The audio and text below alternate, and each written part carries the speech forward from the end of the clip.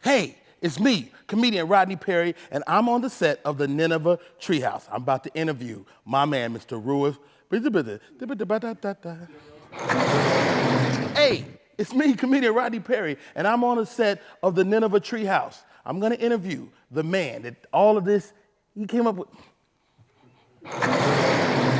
Hey, it's me, comedian Rodney Perry, and I'm on the set of the Nineveh Treehouse. That's right, my man Rufus Morris Jr. has come up with an entire universe, and I get to talk to him today. Y'all stay right there. The interview is up next. I got a stick. There's an ancient tale of a place. Some say that it's only in the minds of those who believe.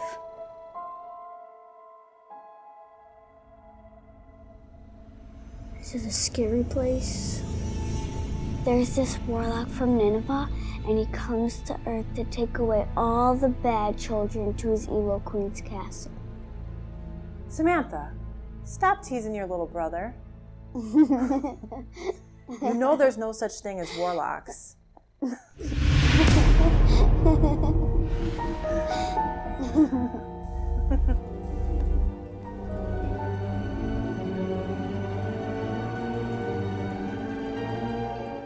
Hey everybody, my name is Rodney Perry, and I'm here on the set of Nineveh. Now, this is the Nineveh Treehouse, and I'm sitting here with Rufus Morris Jr. What's up, Doc? How you doing, Rodney?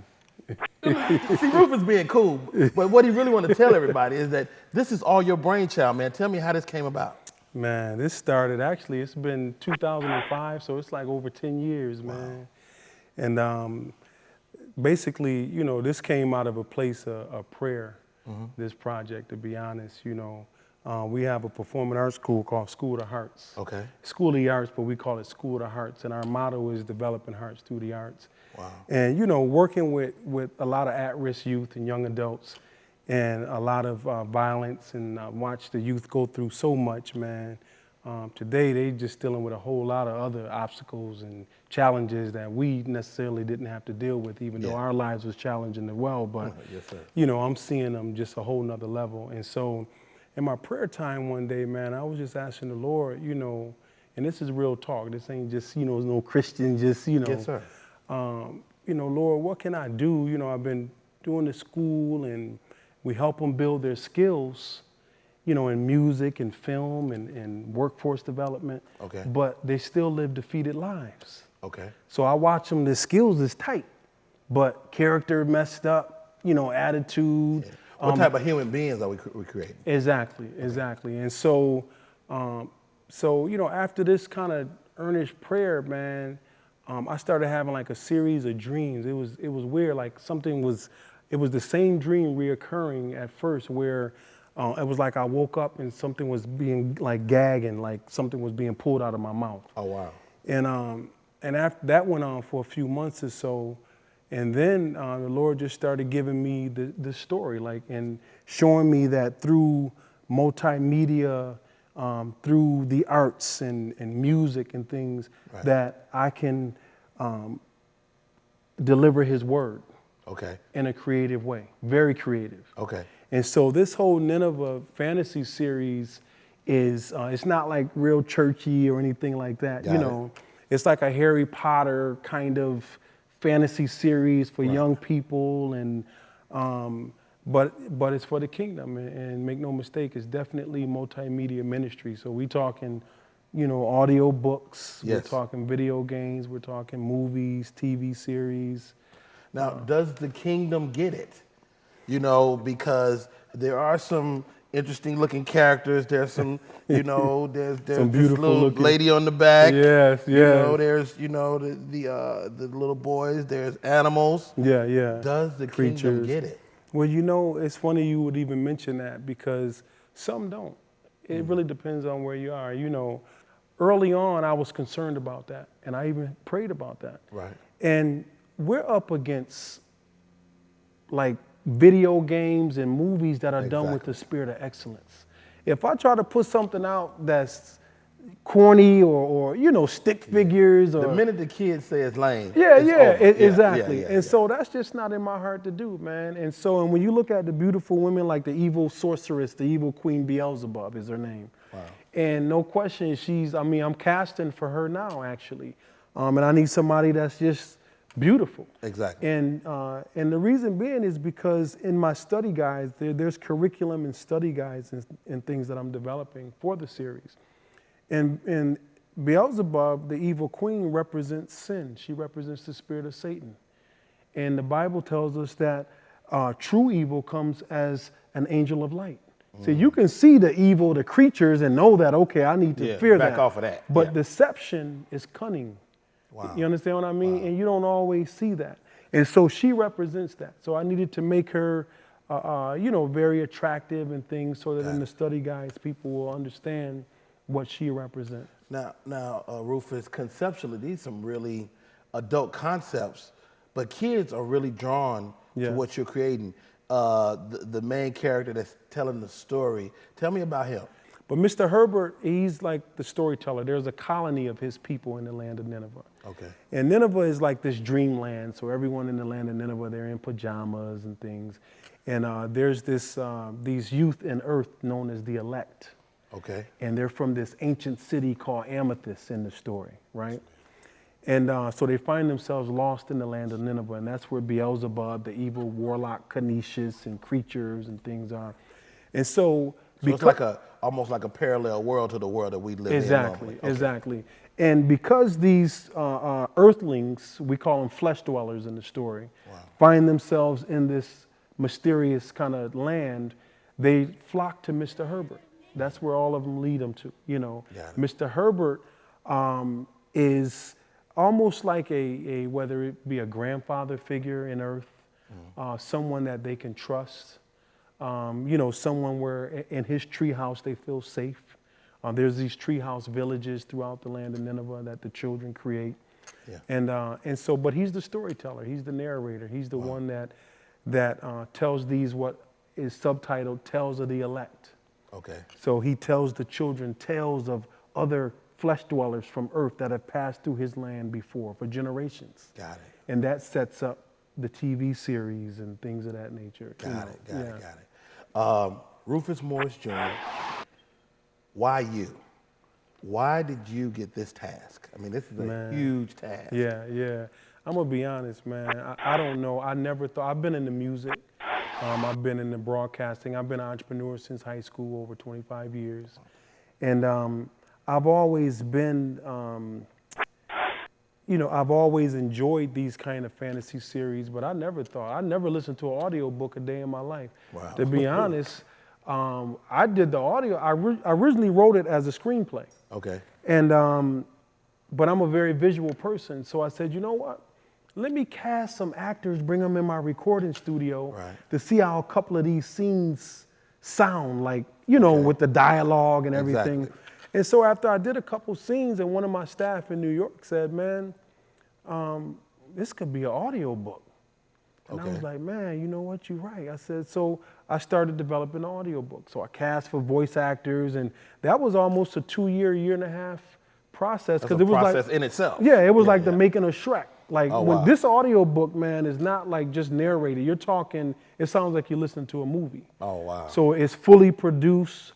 There's voice actors, there's sound design. When they're walking, you hear them walking. When the evil sorceress comes with her on her fly, you hear all of that. Got it. And so it was a process, and still is a process. I'm still learning as I go, man. And but I never listened to an audiobook, so I thought that's how all audiobooks was. No, mostly just somebody reading. And then the other day, I ran. But that's to answer your question. I think maybe that's why me, because I gotta trust the Lord every step of the way. Wow. You understand what I mean? Like even shooting the films or audio design and things, I'm trusting the Lord, man, for the crew. He's blessed me. I own all of the equipment and I'm talking about major film, facilities and studios. Oh, this is the real deal if y'all don't know. And so he equipped me, but I'm still looking for the people. So I'm looking for people, man, that have a heart to do something with a spirit of excellence for the kingdom. Yeah. I don't want to do it mediocre, man. It's just not in me. Man, listening to you, your story, I'm going back to those moments when you were sleeping and these ideas are rushing into your head, what made you not run? Man, listen. Like, why did you know what? pack your bag to get away from these ideas? Yeah. Well, part of it, I'm gonna tell you what has really, because when God gives you a vision, man, that vision keep you up late. Yeah. It gets you up in the morning. Like it's you're purpose driven. Yeah. You know what I mean? And so there was times though, because when you look at these kind of movies, he's talking $200-300 million per Absolutely. installment. Yeah. To do it to the level that I want to do it, where there's creatures and we're creating this Nineveh universe, So how do you do this with your own resources? That's why it's been 10 plus years for me to get it to this point. And one of the things that has kept me from feeling burdened by it is this is a life's work for me. Okay. Yeah. Some God has used to write a book and another generation picked it up and made it into a feature film. Right. So I'm doing my part in my lifetime. Right. And I want to see it come to full. You just got the first leg of the reader. Exactly. You know what I mean? Got it. But I want to see it come to full maturity, man. So I keep adding the brick every day. Keep doing what I know to do. So what's in your background, man? I don't know your parents. I don't know your family. What's in your background that says, yeah, Rufus is my guy? My father died from alcoholism when I was 10. Wow. And so I grew up in a single parent home. My neighbor's father died from the same thing, 5 sons. We all grew up like brothers next door to each other. A few of them had alcohol challenges and things, some still to this day. And watch not only alcohol, but good people, man, around me, around my hood, around my neighborhood, addictions. Yeah. One of my good friends is locked up now, man, had a shootout with the police. Wow. Got some major time. But this cat, when he not on that stuff. Amazing guy. Suit and tie, one of the most corporate cats you'll ever know, but also a street cat. Yeah. When he on that stuff, you know what I mean? Got it. So I watched these demonic entities, man, take good people's lives, whether it be by death or incarceration or just not living to the potential, their true potential. Exactly. And God just gave me like this passion, man, to go after this demon, man, to go after that particular, that's like my mountain I need to take. You understand what I mean? Got it. And address it. But we have to do it in very strategic ways. Okay. So God doesn't just give you the vision to do it, he also gives you a strategy because it's spiritual warfare.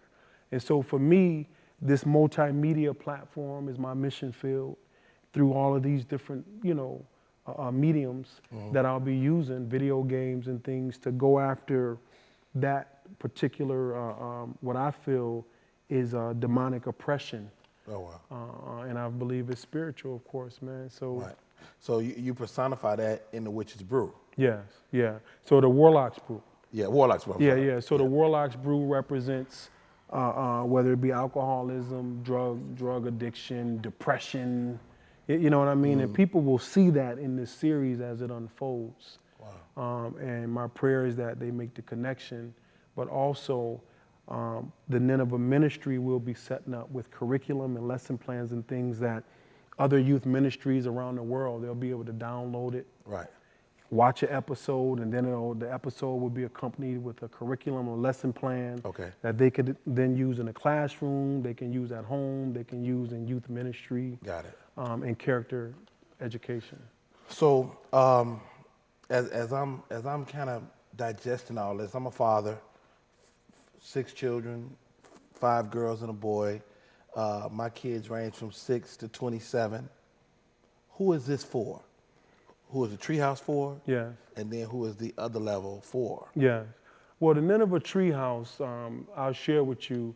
God speaks to me sometimes in dreams and visions, and then I have to interpret those. Okay. And so, and I've learned that over the years, And so, so I had this vision right before I woke up. I was in this pond, and I looked down, and it looked like it was seaweed, right? And at my house in New York, we got like this blue dustpan, right? So I had the blue dustpan in my hand. I swam down in this pond and scooped up what I thought was seaweed.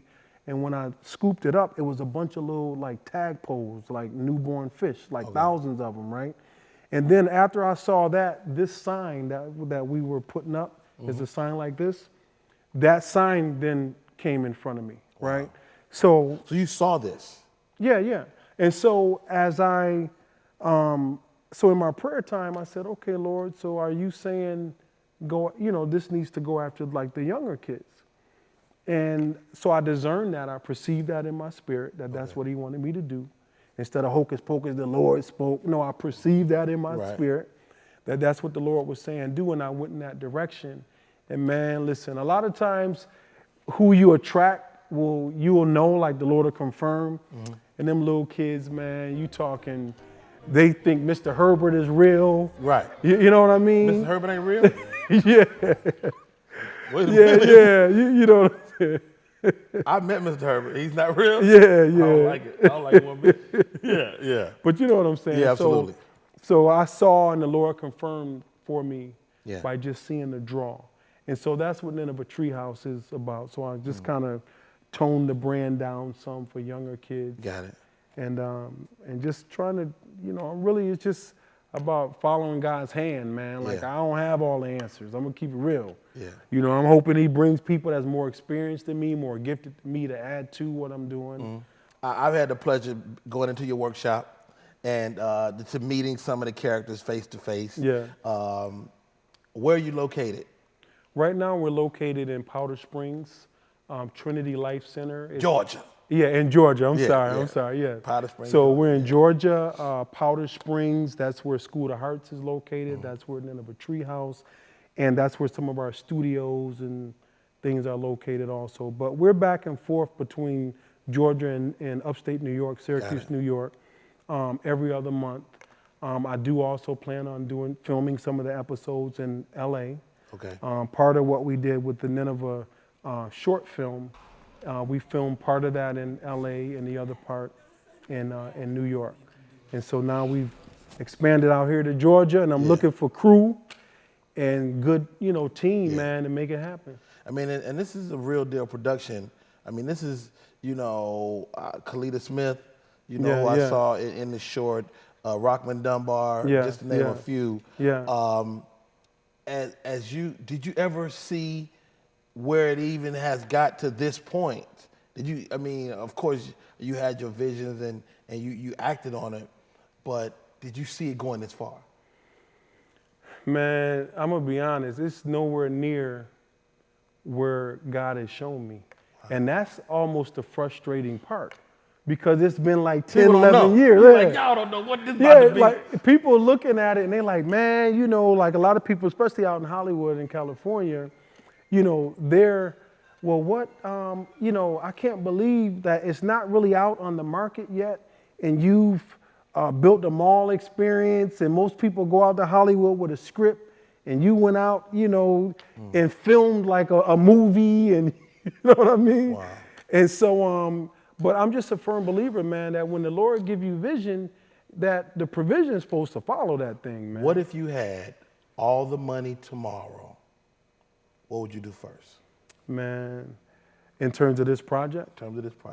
I believe right now, of course I want to do the feature film, because it was set out to be a series. Mm-hmm. So if I had the resources to do that would be... How much you need?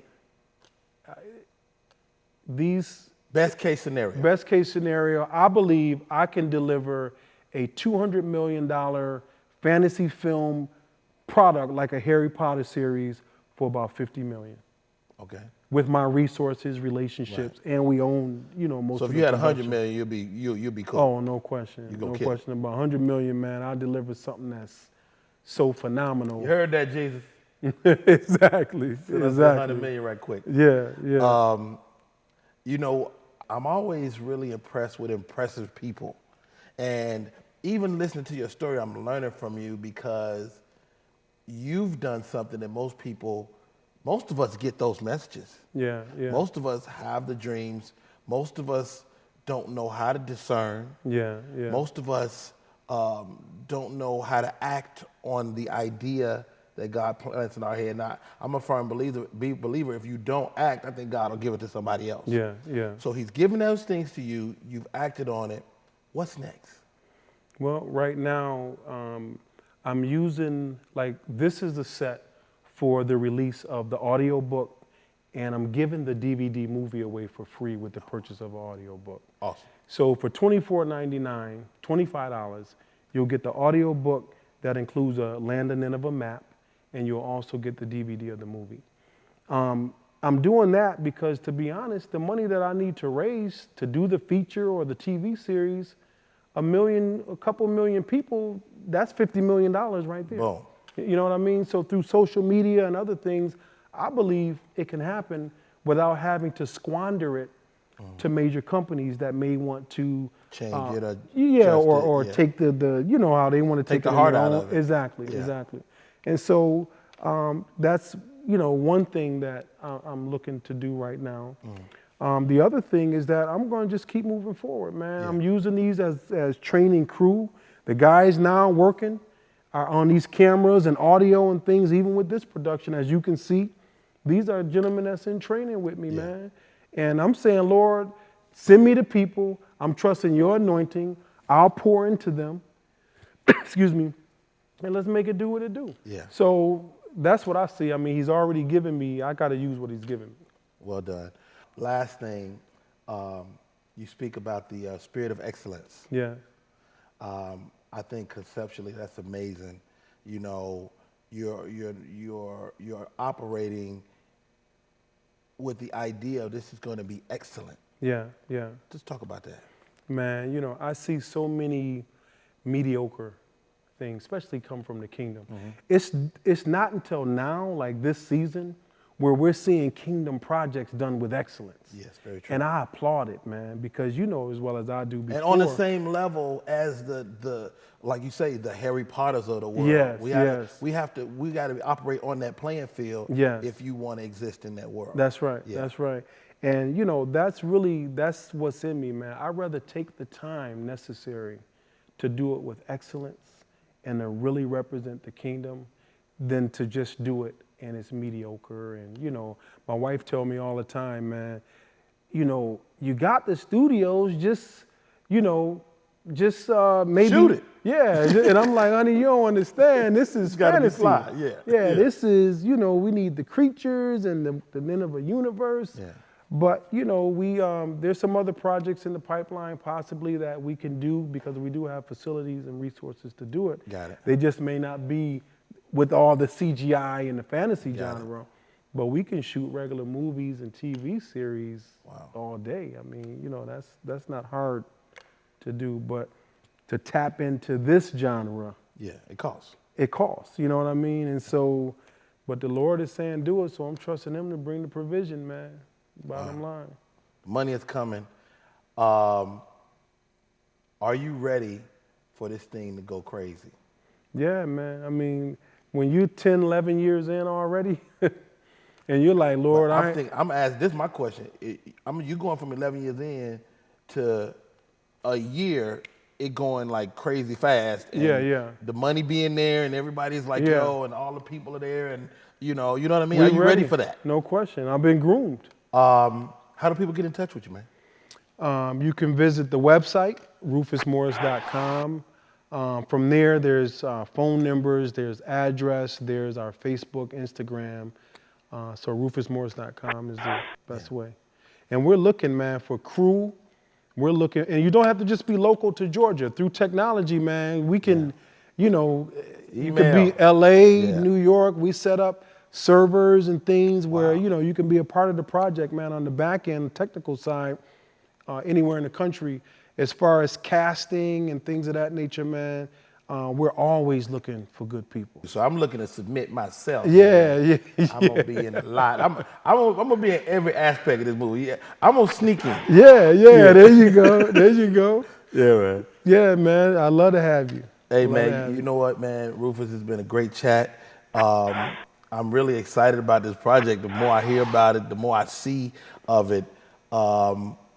What's the one thing you want people to walk away with learning from this Nineveh universe? Well, I think from this interview, I want them to at least walk away with the purpose of it.